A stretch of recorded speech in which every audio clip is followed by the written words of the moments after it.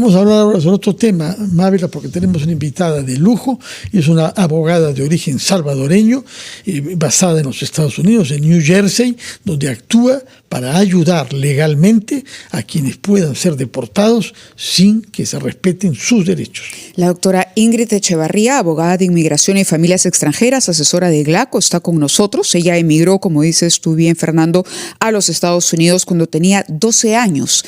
GLACO es la sigla del Grupo Latinoamericano de Cónsules en New Jersey, una organización que reúne los consulados de varios países de América Latina que tienen presencia en el estado de New Jersey correctamente.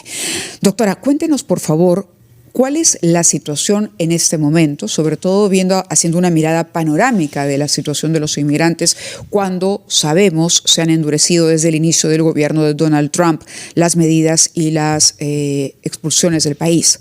Sí, claro. Sin duda alguna, las reglas han cambiado mucho. Las leyes de inmigración han cambiado dramáticamente, haciéndole mucho más difícil que la persona pueda obtener un estatus migratorio regular en los Estados Unidos. Incluso para quien tiene mucho tiempo en el país, ¿no? E incluso para las personas que están hace muchos tiempos allá. Porque de la manera que está funcionando es que, por ejemplo, las personas que han ingresado a los Estados Unidos sin visa, ya no son elegibles para salir bajo fianza. Y como ustedes sabrán, ahora están enforzando mucho los arrestos de personas que no tienen un permiso de trabajo, o aún así, personas que tienen permiso de trabajo, pero las que ahora ya no son elegibles para salir bajo fianza, por el solo hecho de haber ingresado a los Estados Unidos sin visa. Ahora, hay estados o ciudades en las que la represión se siente con mayor intensidad. El caso de Chicago, por ejemplo, que muchos consideran como un epicentro de noticia hoy, sobre todo por una ofensiva de la administración Trump. Definitivamente pienso que está en mucho, digamos, la política. El presidente, en mi opinión personal, pienso que está pues rompiendo las reglas, está violando los derechos civiles de mucha comunidad migrante, así como lo hemos visto en Chicago. Pero no solamente en Chicago, en realidad. Ahora en cualquier esquina dentro de los Estados Unidos la persona está en alto riesgo, a pesar que no tenga un récord criminal. Estamos hablando de un universo de cuántas personas, por lo menos desde lo que conoce GLACO, digamos, para tener una idea de la población en los estados en que ustedes conozcan o en las ciudades que ustedes manejen, que tengan mayor cercanía. En la población de la comunidad migrante en general, ya que GLACO pues reúne todas las naciones latinoamericanas, el número es bastante sustancial. No te pudiese decir qué número exacto, claro, pero es un número bastante sustancial. La comunidad migrante latinoamericana ha crecido de una manera extraordinaria en los Estados Unidos, especialmente en estados como Chicago, New Jersey, Nueva York. Peruanos hay también, los comentaba antes de salir al aire. Definitivamente New Jersey tiene una comunidad muy grande peruana, específicamente en Patterson. Son personas pues empresarias muy pudientes, dueños de negocios, muy trabajador, la comunidad peruana en New Jersey. Sí, dice que hay más de 100.000, de manera que Patterson, si quedara en el Perú, se contaría entre las ciudades más grandes del país. Díganos, ¿qué casos concretos ha encontrado usted de deportaciones o de capturas de la parte de ICE a ciudadanos peruanos establecidos de larga data en New Jersey? Definitivamente la comunidad peruana ha sufrido bastante en ese aspecto de muchos arrestos, porque ahora no es como los tiempos de antes, donde el Departamento de Inmigración arrestaba solamente a aquellas personas que tenían problemas, alegaciones criminales contra ellos o casos criminales. Ahora es indiscriminadamente. Aunque tenga un permiso de trabajo, muchas personas están siendo arrestadas. La comunidad peruana, por lo general, posee un permiso de trabajo o son personas que ya tienen residencia permanente. Así es que comparadas con otras nacionalidades, yo diría que no hay un gran índice o un porcentaje alto de peruanos siendo arrestados. Bueno, es una buena noticia. Son las 9:17, tenemos doctora Ingrid Echevarría que ir a una pausa, después de la cual retomamos nuestra conversación con usted sobre la situación de los extranjeros en los Estados Unidos ante esta ola de deportaciones y de capturas que se ha producido de acuerdo a la política impuesta por el presidente Donald Trump.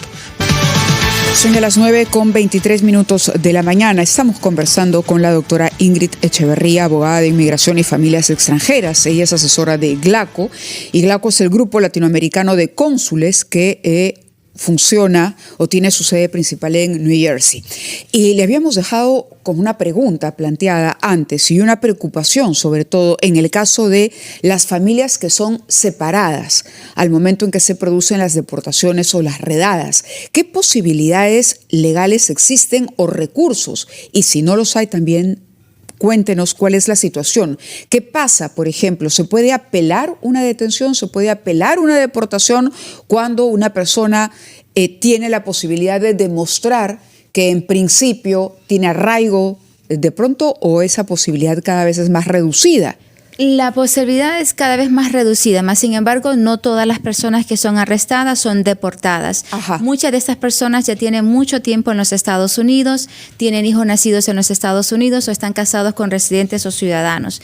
Entonces, la mayoría de las personas se puede defender con lo que se llama la ley de 10 años, cancellation or removal. Hay que mostrar que la persona tiene mínimo 10 años viviendo en aquel país, tiene un pariente que lo califique, que puede ser un pariente cercano, hijos menores de 21 años, papá residente o ciudadano o cónyuge residente o ciudadano. Entonces, la persona tiene que mostrar que tiene buen carácter moral y que causará extremada dificultad para el pariente ciudadano si lo deportan. Entonces, eso sería una manera de poder parar ese proceso de deportación. ¿Y ante quién se presenta esto? Hacia la Corte. Presentamos esta aplicación ante la Corte de Inmigración. Ajá. Y el juez va a tomar testimonio. Claro. Y muchas personas pueden legalizarse de esa manera, así que no necesariamente todas las personas van a ser deportadas. ¿Se puede hablar de porcentajes de éxito? Para ganar esos casos ahora se ha vuelto mucho más difícil comparado con años anteriores. Digamos que de 10 casos de 42B, que es la ley de 10 años, tal vez se puedan aprobar 3 o 4, comparado con muchos años anteriores, que el estándar que teníamos que comprobar en frente de la Corte era mucho más bajo. Pero ahora no es tan fácil. El estándar ha subido de qué dificultad la persona va a sufrir. Entonces, a pesar que la persona sea elegible y llene estos requisitos, no quiere decir que es garantizado que va a ganar ese caso. ¿En qué casos se deporta a alguien a un país que no sea el suyo?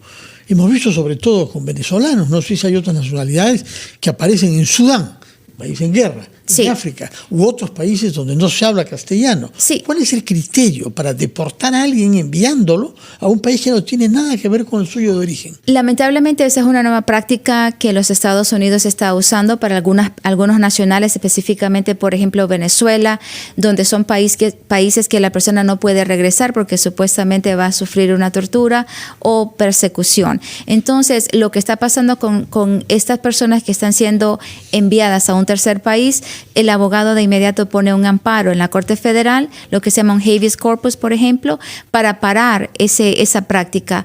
Y muchas de esas personas que han sido designadas a mandarse a un tercer país que no es de su origen, logran parar ese viaje a aquel tercer país. De acuerdo. ¿Qué porcentaje de los extranjeros latinoamericanos son peruanos ahí, de acuerdo a su experiencia? Bueno, en mi experiencia que yo manejo en Nueva York y New Jersey, en este momento en realidad la comunidad peruana no está haciendo, no veo muchos arrestos de la comunidad peruana. ¿Por qué no? Es muy posible porque los tipos de trabajo que ellos realizan no necesariamente en la construcción. En este momento se están habiendo muchos arrestos de personas que trabajan en la construcción o jardinería. Entonces, la comunidad peruana no necesariamente tiene muchos trabajos en esas áreas, porque las tácticas que está usando ICE ahora es que ven un van como de trabajadores de construcción y lo interceptan, lo paran, sin tener ningún motivo, simplemente porque la persona luce que está haciendo este tipo de trabajo. Y ahí es donde ocurren los arrestos. Entonces, en New Jersey le puedo decir que en realidad no es tan alto el índice de peruanos que está siendo arrestado. Claro. Ahora, si hubiera que pedir información información utilitaria para quienes nos están escuchando en este momento, de familiares con los que se haya perdido de pronto contacto y no se sepa exactamente si ha ocurrido algo vinculado al tema migratorio, ¿cómo uno se comunica con... Bueno, puede ser Pueden ¿A través de los consulados? Puede comunicarse GLACO, definitivamente con el Consulado General de Perú que está en Paterson, New Jersey, o las personas que viven en Nueva York o en cualquier otro estado en su Consulado General de Perú. También pueden comunicarse con nuestra oficina. Nuestra oficina hace mucho trabajo pro bono para aquellas familias que no tienen los recursos para contratar un abogado. Eso porque no todo el mundo tiene dinero, digamos, para contratar un abogado, y si se encuentra en una situación, ¿qué recomendación daría usted? La recomendación que hago es, número uno, no tener miedo para ir a la corte, porque si esta persona no tiene un abogado privado para representarlo y hacer la defensa, el mismo juez le va a dar una lista de abogados pro bono que le pueden aceptar su caso sin tener que pagar el costo, porque el costo puede ser muy alto. O también se pueden comunicar con nuestra oficina. Nosotros lo podemos conectar con los consulados directamente, o también podemos ayudarle a la familia a localizar el detenido. Muchas veces la familia no sabe en qué centro de detención está su familiar quien ha sido arrestado. Porque ahora lo que el gobierno está haciendo es que vamos a suponer que alguien lo arrestan en New Jersey, no necesariamente va a quedar en el estado de New Jersey. Ahora lo puede mandar para Texas, Arizona, Florida, Georgia. Esta mañana, antes de venir a la entrevista, estaba haciendo una audiencia yo para Georgia, el estado de Georgia. Entonces, no necesariamente el detenido va a quedar en el estado de residencia. Entonces le podemos ayudar. ¿Provisionalmente antes de que lo expulsen o se va a quedar en Georgia? Se va a quedar en Georgia hasta que el caso se decida. Entonces, para aquellas familias que necesitan localizar a un familiar que ha sido detenido y no saben dónde se encuentra, nuestra oficina les puede proporcionar los links, nuestra oficina le puede proporcionar los números de teléfono. El camino a seguir. Sí, definitivamente. Ingrid Echeverría, muchísimas gracias por estar acá. Recordamos que usted es una abogada salvadoreña basada en Estados Unidos, especializada en la defensa de quienes puedan ser deportados ilegalmente. Muchísimas gracias por explicarnos y sobre todo por ese trabajo que hacen en beneficio de nuestros compatriotas, más de 100.000 basados en Nueva Jersey. Muy buenos días y buena estadía en el Perú. Gracias por la invitación. Un placer estar con ustedes. Ha sido la abogada Ingrid Echeverría.